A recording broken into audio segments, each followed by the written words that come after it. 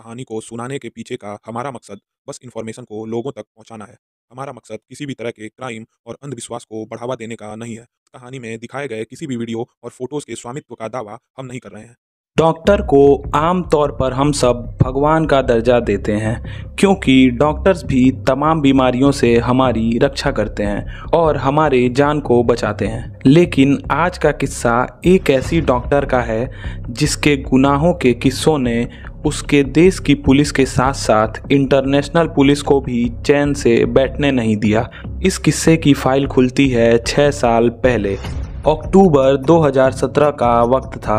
Malaysia में एक ऊंची बिल्डिंग से एक महिला गिरती है। ये बात साफ नहीं हो सकी कि वो खुद गिरी या उसे गिराया गया, यानी ये एक हादसा था या फिर कोई साजिश। महिला बिल्डिंग से गिरने के बाद बुरी तरह घायल हो जाती है और बिना इस राज से पर्दा उठाए कि उसके साथ असल में क्या हुआ, वो हमेशा हमेशा के लिए आंखें मूंद लेती है। उसकी मौत हो जाती है। महिला की मौत के बाद पुलिस जांच भी करती है, लेकिन उस महिला की कोई पहचान नहीं हो पाती है, क्योंकि न तो कोई उसे पहचानता था और न ही उसके पास कोई अपनी पहचान बताने वाला सबूत या डॉक्यूमेंट था। काफ़ी पसीना बहाने के बाद आखिरकार मलेशिया की पुलिस ये जानने में ज़रूर कामयाब हो जाती है कि मरने वाली महिला का ताल्लुक भारत के केरल राज्य से है। भारत से महिला का ताल्लुक पता चलने के बाद पुलिस ने शव का अंतिम संस्कार नहीं करवाया, बल्कि उसे मार्चूरी में सुरक्षित रखवा दिया और अगले 4 महीने तक वो शव वहीं मुर्दाघर में ही पड़ा रहा। चूँकि मलेशिया में केरल से नाता रखने वाले हजारों लोग रहते हैं, इस वजह से पुलिस ने उन लोगों से महिला की पहचान करने के लिए मदद मांगी, लेकिन पुलिस को किसी से कोई सुराग नहीं मिला। इसके बाद पुलिस ने महिला का पता लगाने के लिए केरल के एक अखबार में महिला की तस्वीर के साथ साथ एक गुमशुदा लाश का विज्ञापन दिया। उस विज्ञापन को देखने के बाद एक महिला सामने आती है और उस गुमनाम महिला के बारे में कहती है कि वो उसे पहचानती है। हालांकि इस विज्ञापन को देखकर पुलिस के सामने महिला के आने से पहले करीब 4 महीने तक कोई सामने नहीं आता। असल में उन 4 महीनों के दौरान होता ये है कि लोगों को उस महिला की तस्वीर देखकर करीब 20-21 साल पुराना किस्सा याद आ जाता है। विज्ञापन में छपी तस्वीर देखकर लोगों को डॉक्टर ओमाना का चेहरा याद आता है और साथ में याद आता है एक दर्दनाक हत्या का किस्सा, क्योंकि जिस वक्त वो वारदात पहली बार सामने आई थी उसने पूरे देश में सुर्खियां बटोरी थीं और उस वारदात के बाद से ही पुलिस को उसकी तलाश थी, लेकिन वो पुलिस के हाथ कभी नहीं आई। उस चक्कर में पुलिस ने उस महिला तक पहुंचने के लिए इंटरपोल की भी मदद ली और हालात यहां तक पहुंच गए कि ओमाना को उस वक्त की सबसे खतरनाक कातिलों की लिस्ट में सबसे ऊपरी पैदान पर रखा गया। छत से गिरकर मरने वाली महिला भी ओमाना जैसी ही थी। मलेशिया से सामने आई डॉक्टर ओमाना की मौत की खबर के बाद केरल पुलिस भी हरकत में आती है, क्योंकि बीते 21 सालों तक पुलिस को उसकी तलाश थी। मगर उसी वक्त केरल की एक महिला सामने आती है और वो दावा करती है कि मलेशिया में मरने वाली महिला ओमाना नहीं बल्कि उसकी बहन है और उसका नाम मार्लिन रूबी बताती है। उसके बारे में वो महिला दावा करती है कि मार्लिन रूबी मलेशिया के एक स्टोर में काम करती थी। दुविधा में पड़ी पुलिस दावा करने वाली महिला से उसका डीएनए टेस्ट करवाती है और इत्तेफाक से डीएनए मिल भी जाता है। ऐसे में पुलिस के सामने ये बात तो साफ हो जाती है कि ये डॉक्टर ओमाना नहीं बल्कि मर्लिन रूबी है। लिहाजा वो लाश दावा करने वाली महिला को सौंप दी जाती है और उसका अंतिम संस्कार कर दिया जाता है। हालांकि इस महिला की पहचान सामने आने के बाद डॉक्टर ओमाना का किस्सा फिर दब गया और पुलिस ने ये मान लिया कि डॉक्टर ओमाना अब भी फरार है और यहीं से डॉक्टर ओमाना की कहानी एक बार फिर जिंदा हो गई। लोग उसके बारे में बात करने लगे। सवाल उठना लाजमी था कि आखिर ये डॉक्टर ओमाना कौन है और आखिर क्यों उसे केरल की मोस्ट वांटेड क्रिमिनल का दर्जा दे दिया गया। ये बात भी सब जगह होने लगी कि 20-25 साल पहले आखिर उस लेडी ने ऐसा कैसे मर्डर किया कि उसे आज तक भुलाया नहीं जा सका। इसके बाद डॉक्टर ओमाना का जो सच सामने आया वो और भी दिलचस्प था। डॉक्टर ओमाना केरल के एक संपन्न परिवार की रहने वाली लड़की थी। पढ़ाई में जीनियस और परिवार में उसके भाई वगैरह भी बहुत अच्छे पद पर थे। पढ़ाई लिखाई में अच्छी थी, लिहाजा मेडिकल में उसका सिलेक्शन हो गया और आई स्पेशलिस्ट के तौर पर उसने प्रैक्टिस शुरू कर दी। इसी बीच परिवार के लोगों ने अपने होनहार लड़की के लिए एक रिश्ता देखा और बच्चों के डॉक्टर राधा कृष्णन के साथ डॉक्टर ओमाना की शादी हो गई। दोनों बेहद खुशी से रहने लगे। वक्त बीता, कुछ सालों में दोनों के बच्चे भी हुए, सब कुछ अच्छा चल रहा था। पूरा परिवार वहीं केरल में रह रहा था। दोनों डॉक्टरों की प्रैक्टिस अच्छी चल रही थी, परिवार खुशहाल था, आर्थिक स्थिति भी बहुत अच्छी थी। इसी बीच दोनों पति पत्नी अपने घर को नए ढंग से बनाने का इरादा करते हैं। अपने घर के नए डिजाइन के लिए वो एक आर्किटेक्ट से कांटेक्ट करते हैं। उस आर्किटेक्ट का नाम था मुरलीधरन और उसके आते ही एक नई कहानी जन्म लेती है। मुरलीधरन दोनों को नए डिजाइन के घर दिखाता है। कुछ डिजाइनों पर चर्चा के बाद एक डिजाइन को फाइनल करके उस पर काम शुरू कर दिया जाता है। मुरलीधरन का काम और उसकी लगन को देखकर डॉक्टर ओमाना उसकी तरफ अट्रैक्ट होने लगती हैं और दोनों में पहले दोस्ती और फिर प्यार हो जाता है और दोनों के बीच नज़दीकियाँ बढ़ जाती हैं। कुछ दिनों तक तो दोनों के बीच की बात दोनों तक ही रहती है, लेकिन ऐसे रिश्तों की एक अजीब खुशबू होती है जो छुपाए नहीं छुपती। जाहिर है दोनों के रिश्तों के बारे में अब खुसर फुसर शुरू हो जाती है। ये बात डॉक्टर राधा कृष्णन तक भी पहुंचती है। राधा कृष्णन ने समझाने की कोशिश की, लेकिन प्यार में पागल हो चुकी डॉक्टर ओमाना ने अपने पति की बात नहीं मानी। अब बात इस कदर आगे बढ़ गई कि नौबत डाइवोर्स की आ गई। डॉक्टर राधा कृष्णन ने आखिरकार अपनी बीवी को डाइवोर्स दे दिया, लेकिन दोनों बच्चों को अपने पास ही रख लिया। अब डॉक्टर ओमाना पूरी तरह से आज़ाद थी। मुरलीधरन से खुलकर मिलने की वजह से उसकी बात पूरे शहर में फैल गई और देखते ही देखते उसका क्लिनिक भी खाली रहने लगा। पेशेंट भी अब उसके पास नहीं जाते थे। लिहाजा डॉक्टर ओमाना ने अब मुरलीधरन पर शादी करने के लिए दबाव बनाना शुरू कर दिया, लेकिन मुरलीधरन पहले से ही शादीशुदा था और उसके भी 2 बच्चे थे। इस वजह से उसने शादी से इनकार कर दिया। मुरलीधरन से ना सुनने के बाद डॉक्टर ओमाना ने केरल छोड़कर जाने का इरादा किया और मलेशिया में जाकर अपना बसेरा बनाया। मलेशिया में पहुंचकर डॉक्टर ओमाना ने एक क्लिनिक में नौकरी शुरू कर दी। मलेशिया जाने के बाद भी डॉक्टर ओमाना ने मुरलीधरन के साथ संपर्क नहीं छोड़ा, बल्कि दोनों लगातार एक दूसरे को फ़ोन करते और एक दूसरे से संपर्क में बने रहते। अब मुरलीधरन थोड़ा लालची भी हो गया था और वो डॉक्टर ओमाना से पैसे तक मांगने लगा था।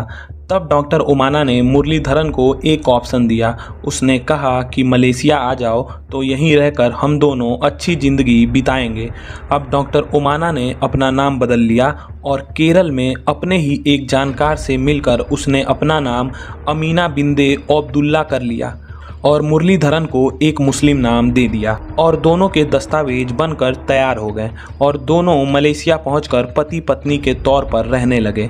अब सब कुछ ठीक ठाक चल रहा था, मगर मुरलीधरन की नीयत खराब थी। उसकी नज़र ओमाना के पैसों पर ही टिकी हुई थी। मुरलीधरन की पैसे मांगने की आदत की वजह से ओमाना का उससे झगड़ा होने लगा। तब मुरलीधरन ओमाना को मलेशिया छोड़कर भारत वापस लौट आया। भारत लौटकर उसने ओमाना को ब्लैकमेल करना शुरू कर दिया। उसने कहा कि अगर ओमाना पैसे नहीं देगी तो वो मलेशियाई पुलिस को उसके नकली नाम की जानकारी दे देगा। मुरलीधरन का ब्लैकमेल करना डॉक्टर ओमाना को अखर गया। तब उसने एक खतरनाक इरादा किया, जिसके बाद डॉक्टर ओमाना ऐसी साजिश रचती है कि जिसके बारे में सुनकर केरल के लोग आज भी सन्न रह जाते हैं। साल था 1996। डॉक्टर ओमाना मलेशिया में जिस क्लिनिक में काम कर रही थी वहां से 1 हफ्ते की छुट्टी लेती है और फिर 7 जुलाई को मलेशिया से केरल पहुंचती है। केरल में तिरुवनंतपुरम में उतरने के बाद वो सीधे अपने भाई के घर पहुंचती है और फिर वहां अपने कीमती सामानों को रखने के बाद वो आगे के सफ़र पर चल पड़ती है। तिरुवनंतपुरम से वो सीधे ऊटी पहुंचती है और रेलवे के रिटायरिंग रूम में ठहर जाती है। लेकिन यहाँ वो 7 जुलाई को ही हेमा के नाम से रूम नंबर 4 बुक करवाती है। वहाँ पूछने पर बताती है कि वो दिल्ली से आई है। वहाँ ठहरने के बाद वो बाजार जाती है और वहाँ से 2 बड़े सूटकेस खरीदती है और ऊटी के एक रिजॉर्ट में कमरा बुक करवाती है। ये बुकिंग 3 दिनों के लिए करवाती है, यानी कि वो 2 रूम बुक करती है, एक तो रेलवे के रिटायरिंग रूम में और दूसरा ऊटी के रिजॉर्ट में। रिजॉर्ट में रूम बुक करवाने के बाद वो अपने सामान उसमें रख देती है और फिर वहाँ से टैक्सी लेकर मार्केट पहुँचती है और वहाँ के एक टेलीफोन बूथ से मुरलीधरन को फ़ोन करती है। मुरलीधरन को बताती है कि वो कालीकट में है। वो मुरलीधरन को अपने पास बुलाती है। वो पैसा देने का बहाना करती है और साथ में ये भी कहती है कि वो 1-2 दिन उसके साथ बिताना चाहती है। मुरलीधरन भी खुशी खुशी उसके पास पहुंच जाता है। मुरलीधरन को लेकर वो सीधा उसी रिजॉर्ट में पहुंचती है जहां उसने अपना कमरा बुक करवा रखा था। दोनों उसी रिजॉर्ट में रात बिताते हैं और अगले रोज सुबह वो बाजार से खरीदे गए 2 बड़े ट्रॉली बैग को ले जाकर रेलवे के रिटायरिंग रूम में रख देती है। उसके बाद वहाँ से निकलकर ये दोनों एक होटल पहुँचते हैं और वहाँ अच्छा खाना खाते हैं और डॉक्टर ओमाना मुरलीधरन को खूब जमकर शराब पिलाती है। इसके बाद दोनों रिटायरिंग रूम में जाते हैं। तब डॉक्टर ओमाना मुरलीधरन से कहती है कि वो मलेशिया से एक ऐसी गोली लेकर आई है जो सेक्स पावर को बढ़ा देती है। मुरलीधरन ये सुनकर और भी खुश हो जाता है और डॉक्टर ओमाना मुरलीधरन को एक इंजेक्शन लगाती है। इंजेक्शन का असर बहुत तेज होता है और मुरलीधरन की सांसें थम जाती हैं और आंखें बाहर निकल पड़ती हैं। असल में वो कोई सेक्स पावर की दवा नहीं थी, बल्कि जहरीला इंजेक्शन था जिससे वो मुरलीधरन को मार देती है, वो भी रेलवे के रिटायरिंग रूम के भीतर ही। फिर डॉक्टर ओमाना लाश को खींचकर बाथरूम ले जाती है। उसके बाद उसने बड़ी ही तसल्ली से 3 घंटों तक उसने मुरलीधरन की लाश के टुकड़े किए। उसके बाद उसने लाश के छोटे छोटे टुकड़ों को अपने साथ लाए पॉलीथीन के बैग में भरने शुरू कर देती है और बाकी बचा सब कुछ कमोड में डालकर फ्लश कर दिया। उसके बाद लाश के टुकड़ों वाली पॉलीथीन को वो अपने साथ लाए दोनों बड़े बैग में रख लेती है और पूरी रात वहीं आराम से सोकर बिताई। अगली सुबह वो रेलवे रिटायरिंग रूम को खाली करती है और टैक्सी से बैग लेकर वहां से जाती है, लेकिन मैनेजर से 1 घंटे का एक्स्ट्रा वक्त मांगती है ताकि वो वापस आकर अपना सामान वापस ले जा सके। डॉक्टर ओमाना टैक्सी से उसी रिजॉर्ट में जाती है जहां उसने पहले से ही एक रूम बुक करवा रखा था। वहां जाकर वो सारे बैग कमरे में रखती है और फिर वापस रिटायरिंग रूम पहुंचती है। वहां वो कमरे की चाबी मैनेजर को देती है और फिर वहां से सीधे रिजॉर्ट पहुंच जाती है। रिजॉर्ट के कमरे में जाकर वो बैग खोलती है और लाशों के छोटे टुकड़ों को फ्लश कर देती है, लेकिन वो ज़्यादा टुकड़ों को फ्लश करने की बजाय वो वहां से निकलकर कोयम्बटूर की तरफ चली जाती है। वहाँ वो एक कमरा मुमताज के नाम से बुक करवाती है। इसके बाद फिर वही तरीका, बैग से लाशों के पॉलीथीन बाहर निकालती है और फिर वहाँ फ्लश करना शुरू करती है, लेकिन काफ़ी टाइम हो जाने के कारण लाशों के टुकड़े कुछ महकने लगे थे। लिहाजा परफ्यूम को वो लाशों पर छिड़कती है और फिर सोचती है कि बाकी के टुकड़ों को वहाँ ठिकाने लगाए। तब उसे कोडिकनाल का एक पॉइंट याद आता है जिसे सुसाइड पॉइंट कहा जाता था। चूँकि वो उसी इलाके की रहने वाली थी, लिहाजा वो सीधे अब वहाँ का रुख करती है। कोडईकनाल पहुंचकर वहाँ भी एक कमरा बुक करती है। वो जब कोडईकनाल में उस पॉइंट पर पहुंचती है तो वहाँ उस रोज़ वीकेंड होने की वजह से अच्छी खासी भीड़ दिखी, जिससे उसका मकसद पूरा नहीं हो सका। लिहाजा वो वहाँ से वापस लौटती है, लेकिन जिस टैक्सी से वो लौट रही थी वो अचानक पंचर हो जाती है, तो टैक्सी वाला दूसरी टैक्सी करवाता है। दूसरी टैक्सी ओमनी वैन थी। जैसे ही ड्राइवर बैग को उठाकर रखने के लिए हाथ लगाता है, डॉक्टर ओमाना मना कर देती है। ड्राइवर को बड़ा अजीब लगता है, मगर जब वो वहाँ से आगे बढ़ता है तो लाश से आ रही बदबू की वजह से उसे बेचैनी होने लगती है। तब वो महिला से पूछता है कि बैग में क्या है। तब डॉक्टर ओमाना एक नई चाल चलती है और ड्राइवर को अपने साथ मिलाने के लिए उसे सच बता देती है कि बैग में लाश के टुकड़े हैं और उसे ठिकाने लगाने में अगर वो उसकी मदद करता है तो उसे पैसों के अलावा वो जो चाहेगा उसे वो देगी। टैक्सी ड्राइवर इस ऑफर को ठुकरा नहीं पाया, बल्कि उसकी मदद करने की बात कहता है। सुनसान रास्तों पर चलते हुए ठंडी हवा के झोंकों से डॉक्टर ओमाना को नींद आ जाती है। थोड़ी देर में जब टैक्सी रुकती है तो वो पुलिस स्टेशन के सामने थी। ड्राइवर टैक्सी रोककर चीखता हुआ थाने के भीतर पहुंचा और बोला कि उसकी टैक्सी में लाश है। तलाशी हुई तो टैक्सी में एक महिला बैठी हुई थी।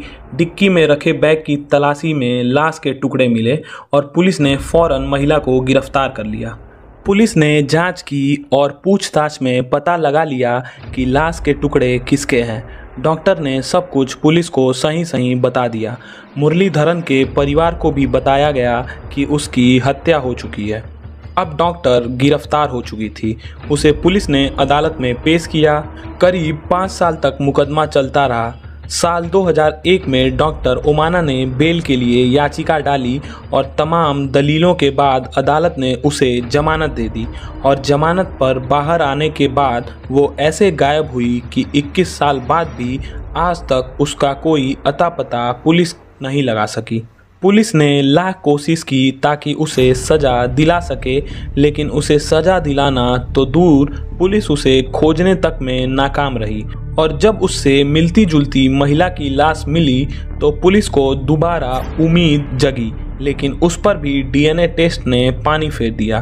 तो ये थी एक डॉक्टर की कहानी जिसने जान बचाने के बजाय जान लेने का काम किया।